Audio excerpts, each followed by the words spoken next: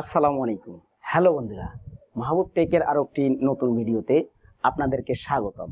হ্যাঁ বন্ধুরা, আমরা আজকে কথা বলবো ক্যামথেসিয়া ভিডিও এডিটিং এর অষ্টম পর্ব নিয়ে।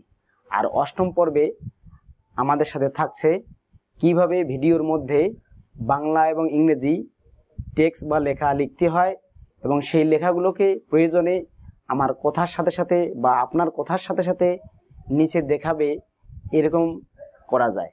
সুতরাং আমরা সময় নষ্ট না করে চলে আসি কম্পিউটারের স্ক্রিনে। আর হ্যাঁ, ভিডিওটি সম্পূর্ণ দেখুন। বরাবরের মতো চলে আসলাম কম্পিউটার স্ক্রিনে। আমি সর্বপ্রথম আমার ক্যামথেসিয়া সফটওয়্যারটি ওপেন করব। আমি আমার ক্যামথেসিয়া সফটওয়্যারটি ওপেন করলাম।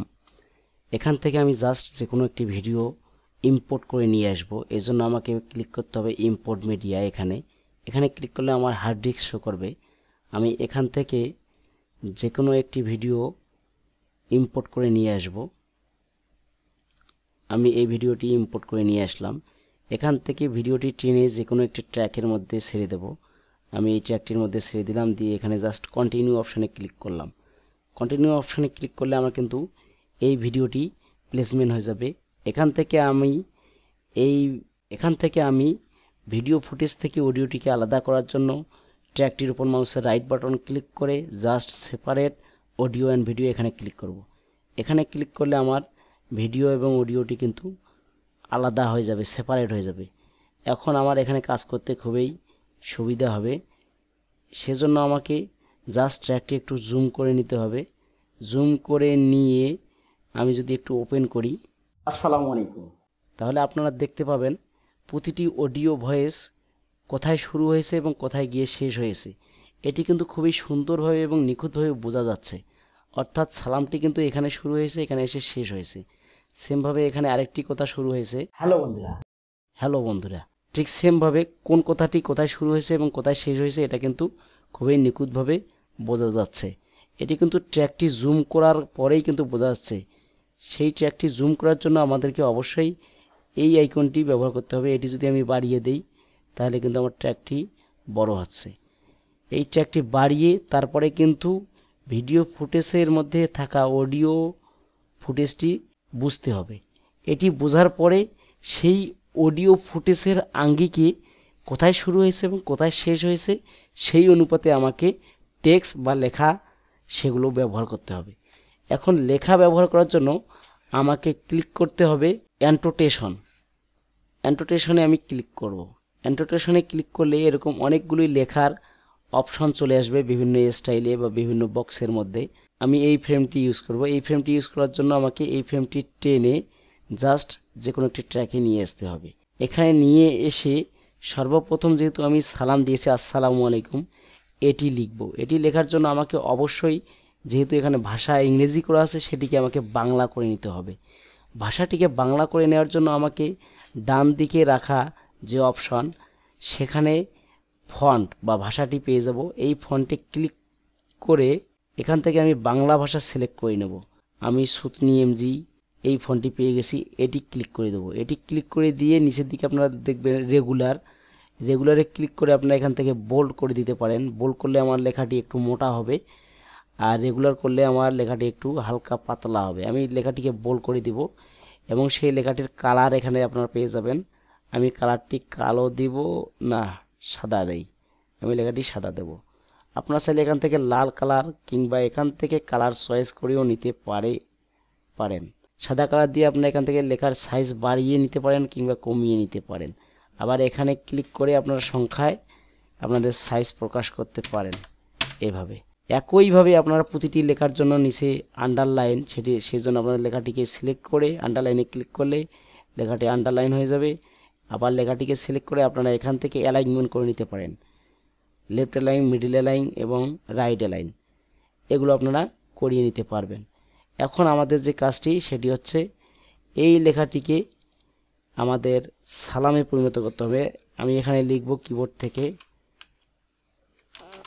আসসালামু আলাইকুম। আমি আসসালামু আলাইকুম লিখে এটিকে একটু টেনে বড় করব এবং সেটিকে মাউস দিয়ে ধরে নিচের দিকে প্লেসমেন্ট করে দেব।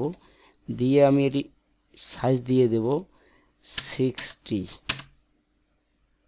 ব্যাস, এবং এটির সাইজ দিয়ে দিলাম 60।